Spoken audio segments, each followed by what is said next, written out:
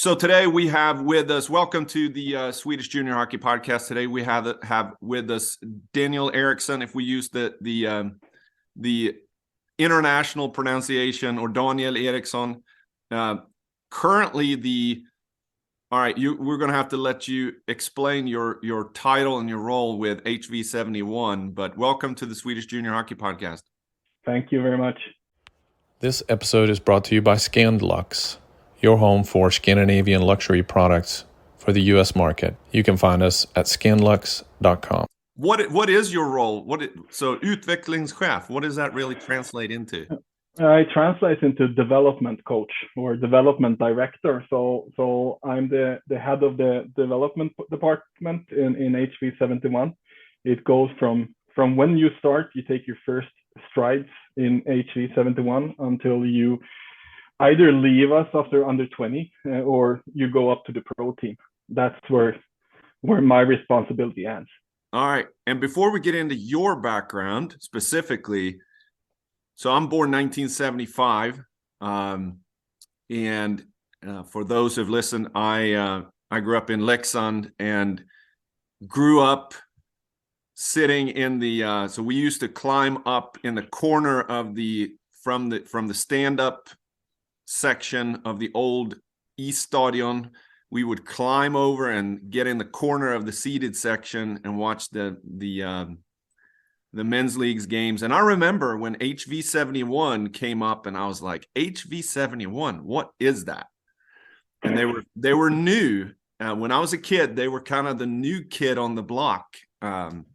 Where is HV71 for those who don't know?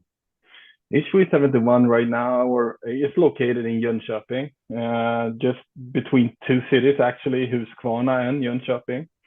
And it started, as you said, it's not so many years ago, in 1971. That's the 71 in HV. So it's actually two clubs. It's Huskvarna and Vätterstad. So Vätterstad is a small place just outside located. So it has nothing to do actually with Jönköping, but the big arena and everyone connects it to Jönköping today. All right. So I learned something already today because I never knew what the V stood for in that. And of course, everybody in the U.S. knows of Huskvarna, or what they call it, Husqvarna. Yeah, it's a big company. Yeah. Yeah. So now everybody's going to realize, wow, that's actually a place. And everybody in Sweden, of course, knows that. But so let's talk a little bit about your background, and I want to have, so we chatted a little bit offline, and two tracks that I want to try to hit on: your background with the Swedish Hockey Federation before, and then your role now in HV71 and how that is kind of common with the elite clubs and the focus, and how that maybe mirrors or relates to your background where you were before, and your, to see how that works. So let's go back, because so if we look you up on LinkedIn, so I have two ways that I primarily have in front of me. Now I'm at the in-laws, so I only have my phone up. So I normally have Elite Prospects up, and then I have LinkedIn up, and I just think that it's interesting. You have a very, very varied background, but let's start with you as from an athlete perspective, and then you can kind of go into professional development.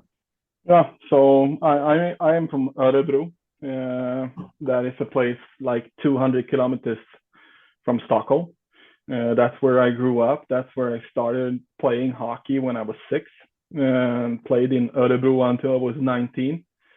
I was too lazy to keep on going, to be honest. I got my first full-time job, and I felt like, no, this is not going to take me anywhere. So I'm going to end my career and start doing something else. But I had a friend that convinced me to go over to the coaching staff. So I started my coaching career at the same time when I stopped my playing career at 19. So I started as an assistant coach for 3 years, and in Örebro as under 20 coach and under 18 coach, and then I went down to the youth system. So I followed a group of players born 1990. So I was 10 years older than them. I was the head coach for them for 3 years. Started a new round, but at the same time, I also started university. So I felt that I needed to have something to lean back on. If my first plan was to become a professional hockey coach. So I started my university studies as a teacher. At the same time, of course, I got my first full-time job as a youth director in Örebro. So I think I did 5 or 6 years as a youth director in Örebro. At the same time, I fulfilled my university degree as a teacher. And after like 5 or 6 years, I felt like, okay, now I want to try the professional stage. So I went down to Hockeyettan, or the third league in Sweden. That is a semi-pro league in some type of ways. Yeah. I did 1 year down in Kallinge. I did half a year in Nybro because I got fired. Also a part of my job. You get fired and you get hired. I went back after that. I felt like I was burned, so I started using my teaching degree as a teacher. And at the same time, I coached in Hockeyettan as well. So I had 1.5 time job, let's say. It was interesting. It was great during the seasons, but after the seasons, you got 2 weeks when you only slept because you were so tired. And I had 1 year off after that because from hockey I felt totally burned, and I got tricked in again. And after 2 years with shopping, I felt I became a principal at the same time. So I felt like after shopping, this is it. Like now I have a good civilian job. It's time to grow up. It's time to do something else and stop playing ice hockey. And was so that in shipping? What level was that? Was that also? That was also Hockeyettan. Okay. Yeah, so I always coached at that level. As I said, I felt like now it's done. Let's do my civilian career in a good way and keep that going. But it took only 1 or 2 months before the federation called me and said, "Hey, we know you're gonna stop, but at least you can be a team manager at the national team level. Let's do it like that." And it's 5 or 6 weeks a year, and I felt like, oh, it could be nice, traveling around the world, seeing good hockey players in special environments, and I can do with that at the same time as I do my job. So I said yes to that, and we came to, I think it was in November, we played the under-17 World Challenge in Canada. And when I got home, I felt like, no, this is it. Hockey is the most fun part of my life. I need to continue with that in some way. So I started talking to some agents, and I got a call from both from Norway, but also from Hungary. So, and I ended up taking the job in Hungary. I was an assistant general manager at DVTK Jeges Medveg, and that's the polar bears. It's a city in the eastern part of Hungary, close to Košice in Slovakia. And we played in the Slovakian highest league with the men's team. So my responsibility was to help coach the coaches, but also help the pro team in sports way. So I did that for 2 years. Felt that it was time to go home, and ended up in the Swedish Ice Hockey Federation as an area coach. And that my plan was to stay as an area coach, but when I started in August, I think, and in January I said yes to HV71. So you never know what life's gonna take you. So yeah. now I'm in Husqvarna and we're in Jönköping. Yeah. Well, it was funny how verbatim you've told that story a few times, I believe, but it's almost verbatim to your resume here on LinkedIn, which is So, which is amazing. And I'm sure the common denominator with hockey in everybody's hockey journey is the experiences you have along the way. Regardless, we can take out a segment of when you were a kid, and we talked a little bit offline about, when I was playing or you were playing, and at this age or with this player or with this team, or you could say when I coached this team. I know Kriff is looking for a head coach right now, right? That was where you first started. Yeah, that's where I first started. But they got a new head coach today. Oh, they did. Okay, Mike Tisell is there. Okay, I listened to the podcast. So this is a plug for I forget what the name of the podcast is, but it's just about Hockeyettan. Mjölnberg's trash talk. Yes, and I really have no interest in Hockeyettan in Sweden, but they do a really good job talking about it, and it's made me pay attention to the different teams. I have absolutely no connection or interest in any of those teams, but as you could tell, I knew that, hey, he was on the hot seat before the season, and yes, they ended up firing him, and now they have a new coach. Yeah, and that's so interesting because that's the third league over here, and as I said, it's a semi-pro league. And as we talked also offline, like I don't understand why we have podcasts, or SHL is big here, Allsvenskan is big. We have podcasts following Hockeyettan, but we don't have podcasts or anything doing with the junior over here. Well, we do now. We do now, yeah. That's the first thing, but it's not in our native language, so it's really interesting. Yeah, and I've actually toyed around with that idea about just doing a every other one in Swedish. But what's interesting when I look at the stats on who listens, 2/3 of the people that listens to this podcast are from Sweden. So I think it works, and but let's dive into subject number one, Swedish Hockey Federation.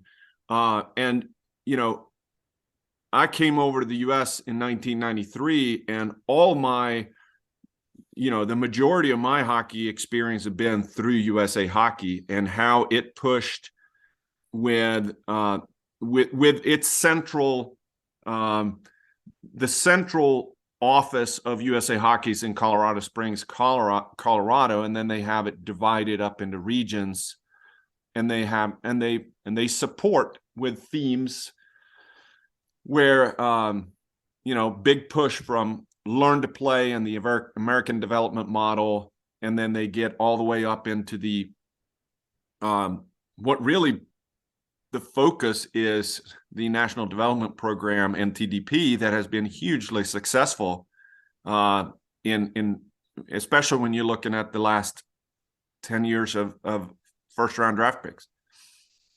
But what's interesting is that we've heard it for a long, long time, is that they've always looked to the Swedish Hockey Federation and the Finnish Hockey Federation for ideas and how to develop and how to grow and stolen ideas, so to speak. And I'm really interested because what I'm hearing a lot now, especially in the juniors, is the struggle of Swedish clubs. It's not necessarily followed through with kind of the small area games. It's not as much focus on skill development at the junior level, a lot of full ice flow drills, and not so much what it was built on at the youth levels. And so your role as an area coach, so which regions were you responsible for with the Swedish Hockey Federation? I was responsible for the Örebro region, some part in Västmanland, and also Värmland. So I had big clubs like Örebro and Färjestad in SHL. I had Karlskoga in Allsvenskan, and also some smaller clubs like Köping and Arboga and those type of clubs, but also really small clubs like Nora have only like 70 or 80 players. So everything from the big until the small, that was my responsibility. So what's the biggest focus right now, since you are so recently out of there, right? You're not cursed. Yeah. So this is perfect. We have inside information and we can speak freely and no retribution here. So let's bring on the good, bad, and the ugly. Now, so what's the big focus for Swedish Hockey Federation? Because at the end of the day, the message is communicated by guys that were in your position. Yeah, right now I would say it's two focus areas, big focus areas. One is the development and the growth of the women's hockey. That comes a lot from the federation right now. But when we come down to the area coaches is talking a lot about competition. And we feel in Swedish ice hockey that we don't compete as hard as the North Americans, for example. And that is a struggle for us in international games.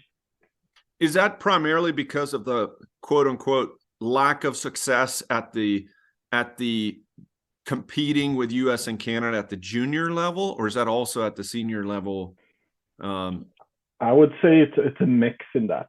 Of course, we as a Swedish Hockey Federation always do something after every championship we play, and look at our opponents, what they do, and what we do, and how are our players educated and stuff. So of course it comes from both the men's but mostly the juniors. So how does that then, when they look at US and Canada, what are the things that the Swedish Hockey Federation admire or see from a standpoint of what are they doing that works? Because they certainly have dominated that area, been a constant dominator, whether they win it this year or that year, specifically Canada. Yeah. Well, I would say the biggest thing we're talking about is the hot area in front of the net. We feel that is the area where the North Americans are so much better than we are, winning the loose pucks, scoring ugly goals or garbage goals. And that's really the area we're looking on them and saying that that's where we want to be. Wow. So how does that then translate into strategy? Well, the strategy is develop a bunch of who are the main players. What, I forget what his name, played in Pittsburgh for so many years, and Hörnqvist. Yeah, develop last round draft picks that live in front of the net and gets beat up. That's what we want you to become. No. That's not it. The main thing is that we want to keep our identity. Like, what are we good at? We're normally good at skating and passing. That's the main thing. But we want to add, the killer instincts in front of the net. We want to be more like the North Americans in that way, but we still want to keep the things we're doing outside. Like, we feel that with playing with the puck, that's our strength, and playing as a collective is also a strength that we have in all sports. Yeah. But we feel that we are missing that a bit the last years because we talked so much about skills. It's coming back. Yeah, one of the observations that I have, just my first initial difference between junior hockey over here and in Sweden, as a parent watching J18 in Sweden primarily, is, and it's not just because of the difference in the size of the rink, I think, but there is a big difference in the physicality in the corners, in front of the net. And I'm not sure if I don't think it's because of the refereeing or the rules being much different. As a matter of fact, the rules in youth hockey all the way up to U18 in the US are much tighter when it comes to physical play. Yeah, I think it's a mix of a lot of things. One is the society and what we do in the society. Of course, that if you look at the North Americans, it's more or less you fight for your spot in the team. That's you only do that once, maybe twice over here. It's not from youth hockey. Everyone gets to play and everyone gets to be in. So I think that's one of the struggles. Like that's why we talk about so much about competition, because we need to find competition within our system. Yeah. Not getting it like natural. So that is one thing. And I think also the size of the rink helps to get the play a little bit more physical. You're closer, and because we can see when we go to the smaller rink that it directly becomes a more physical game. Yeah. Yeah. Well, that's interesting. And it's going to be interesting to see how how this frankly affects it in the US, because so I referee in the US, and the emphasis in the last 3 or 4 years have been basically eliminate the body checks almost completely. And the rules are now stick on the ice, play the puck, don't go out and cream somebody. And the other part is big difference in the US versus Sweden, checking from behind, charging, and boarding, 2-minute penalties in Sweden, automatic 2 and a 10 in the US. You cannot call a minor penalty on a boarding call. Not sure which one's right or wrong.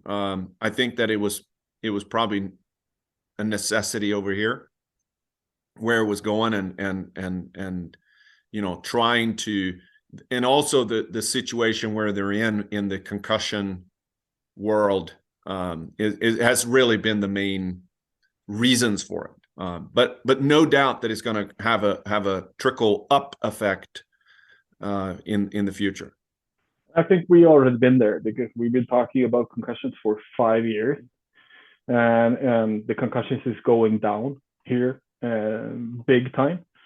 And I guess that's also like now maybe emphasize it for you guys over there, and we already done it. Yeah. So it goes like that. It goes, the development goes, you guys do this, we do this, and then you're great, now we're great. That's how it goes all the time, up and down. So let's switch in a little bit now to your current role in HV71. So and let's put things into context. HV71, which has always been a top club, had run in, now we're playing in the SHL, but as a newcomer. We're down in Allsvenskan maybe 2 or 3 years. 1 year. Okay. Yeah. So, and then Fredrik Forsberg came in and helped bring it up. So he's a Leksand? Yeah. Okay. I have to throw, there has to be a Leksand connection.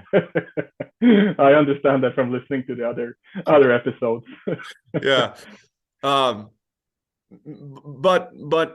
the way it's structured, I mean, it is a big club, and not necessarily because it plays in Allsvenskan or SHL, but it has a elite team. It has a J20 super elite, or what's now called J20 national team, right? Yeah. And then J18 region south. Yeah, I think maybe region or national south today. Yeah. I think. Yeah. So they and I want to talk a little bit about that, and then so and then of course the big issue to me is that it has an NIU gymnasium structure. Yeah. So in that region, I'm sure that in your current role, it's all about growing the breadth or the making it broader, but also and deeper, but also sharp. Of course, the end game, of course, is for every big club is to make elite players. That's the end game. Yeah. But we believe over here, to make an end game, you need to have a broad base.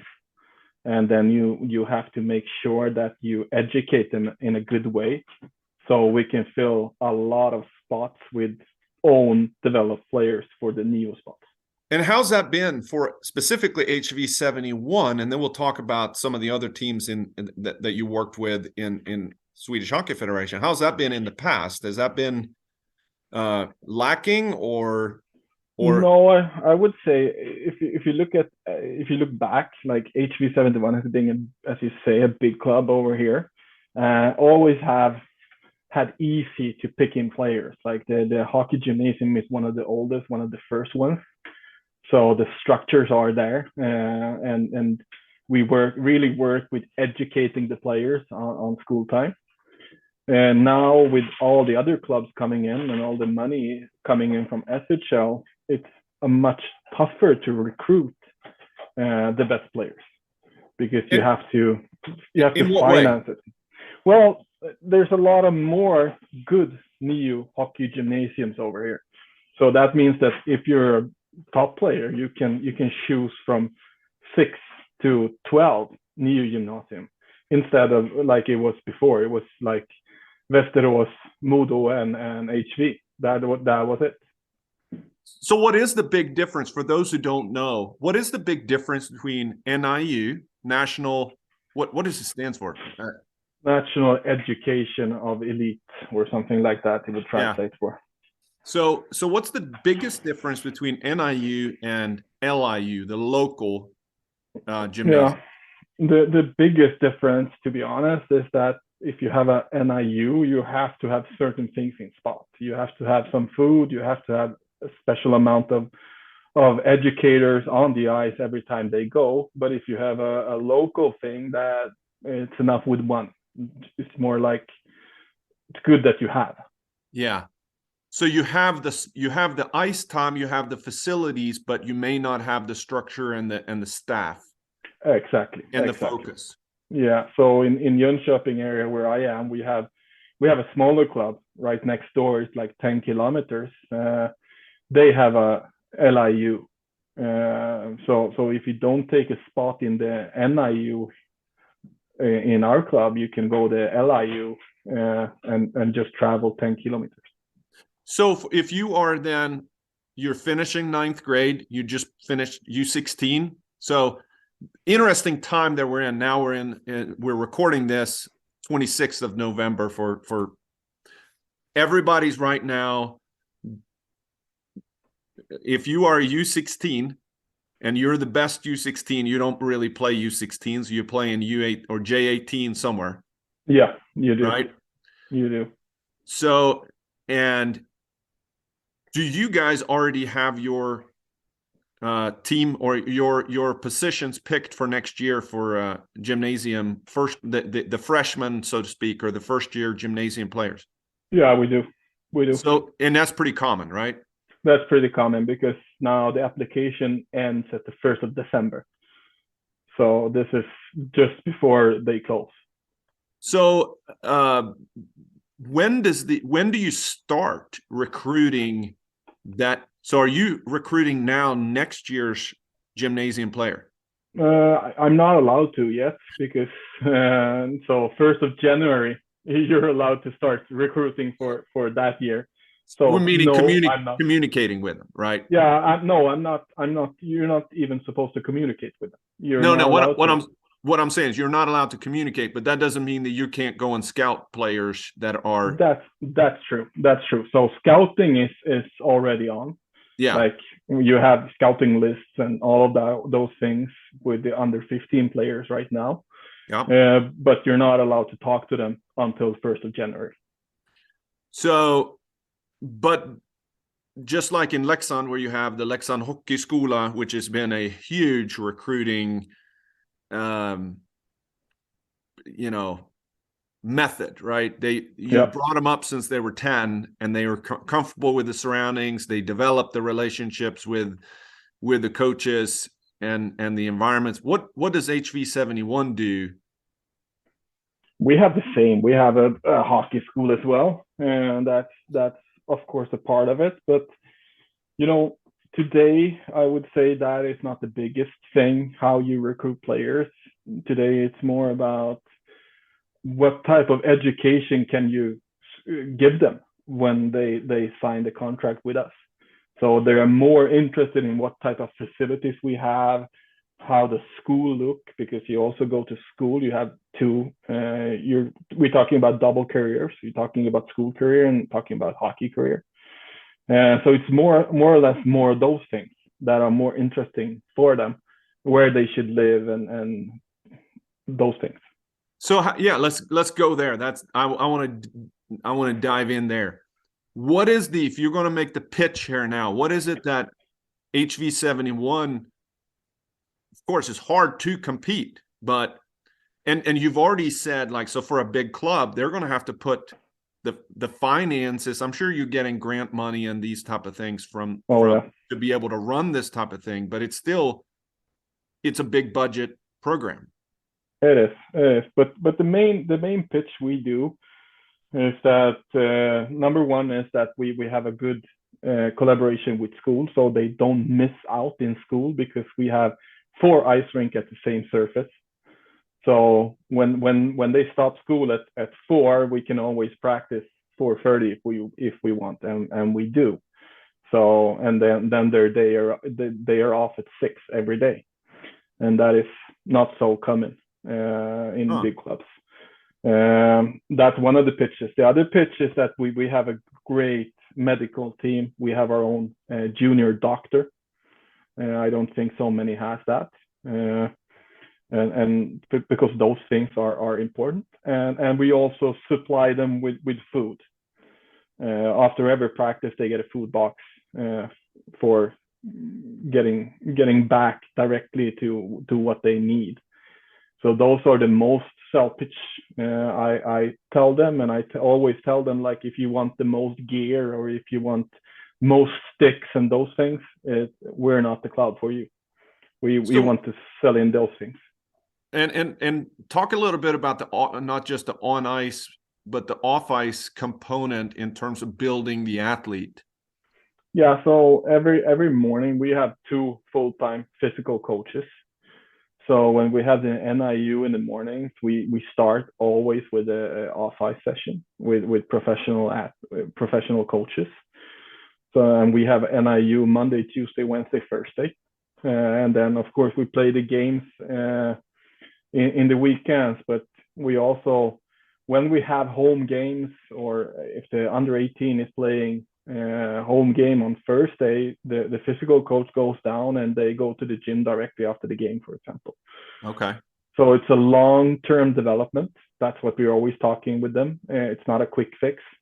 You have to really get invested in the program if you want to become a great hockey player. Yeah. And what is their housing situation? Is that provided by the club? It is. Depends on where you're from. If you're from our area, they can still live at home, and of course that's the best thing, because mama's meatballs are always better than someone else's meatballs. But if you come from outside, of course we help them with flats. Yeah. So they live in town, quite close to each other, so they can help each other out when they go to practice or when they go to school. All right. So the results of, and I'm sure that there's similarities. So when you're in let's switch back to your role as in your Swedish Hockey Federation. I'm sure that's a very balanced and a very methodical way. And I'm sure Örebro is doing the same thing. They're doing exactly the same thing, and I would say we have 27 NIUs over here, and at least 12 or 14 of them are doing the same thing.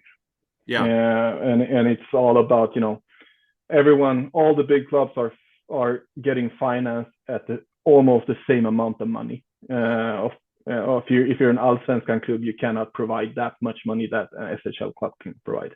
So how much do you lean on as an organization, or in your role now, how much are you leaning on the expertise and the support from the Swedish Hockey Federation with how to do these things? Not, to be honest, not so much. Of course, all our coaches go through the coaching program from the federation, but what we focus on and what we do, that's totally up to the club. But I thought it was, I can't remember who I was talking to. I think it was the goalie coach down in Malmö early on, that when we started recording these podcasts, and he was talking about the camaraderie and the partnerships with the competitor clubs. That, so for example, Jan-Erik Modig, who's your counterpart in Leksand, what partnership do you guys have? You compete hard at every level, but how much partnership do you guys have, or Örebro or Färjestad? Yeah, we have a lot of partnerships because we have spin-off effects of each other, and that's where the federation comes in every year. Well, like once or twice, we have these big meetings, the NIU meetings, where all the bosses and maybe one of the instructors are coming, and we share knowledge, and we share things together, because we also work at the same time. We are competitors, but still we work to getting the best hockey players we can from this country and getting them to how good they can be. So always try to help each other. So you're on a first name basis with all of those guys? I wouldn't say all of those guys, but a lot of them. Yeah. No, that's great. I think that's a unique aspect. Of course, Sweden is such a small country, so it's kind of conducive to doing that and forming relationships that then forms trust, that then forms collaboration, that can have a synergistic effect moving forward. So let's wrap this up by talking about, so what's now you've been in your role here 9 months. Yeah. What is it? What's it looking like? What's on your whiteboard in right now? Like things to do, right?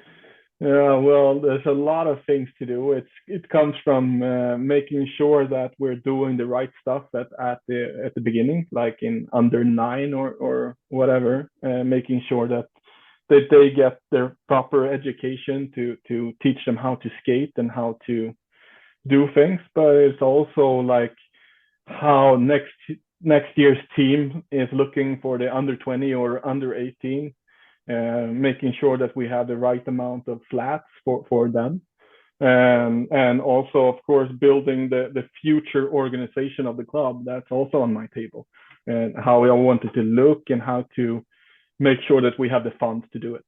Yeah, I admire your and I appreciate your workload in front of you, but it's got to be incredibly exciting and fun.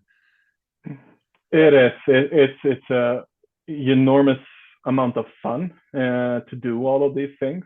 Of course, I really feel like my amount of work is right now too much to go in the direction that I want to. But hopefully with the new organization, if the board feels that this is the right way to do, I'm going to be able to focus more on questions like developing the club. And that's what we're working for now. So hopefully if we have a talk in a year, my organization will look a bit different. Well, thanks for coming on this podcast and sharing your experience and a little bit more in the structure. I think it's really, really helpful. It's insightful. I think people should be able to go in and maybe later on we can go in and dive into a specific thing, like, you know, the J18, J20 to national issues, and how do you deal with the problem of, I've got this talent, but they're great, but our SHL team is so good that I need to now farm them out to HC Dalen to get playing time. And that we do all the time. Like we get all our junior players out when they're good enough to either Hockeyettan or Allsvenskan or things like that, and that's also time investing. Yeah. All right, thanks so much. I'm gonna go fill up my coffee cup and I've got a long, so on my whiteboard, it means cutting down 3 trees for mother-in-law today. So That's good enough. That's good enough job. From the US, we say happy Thanksgiving, and thank you for jumping on. Thank you very much. Have a nice, great day.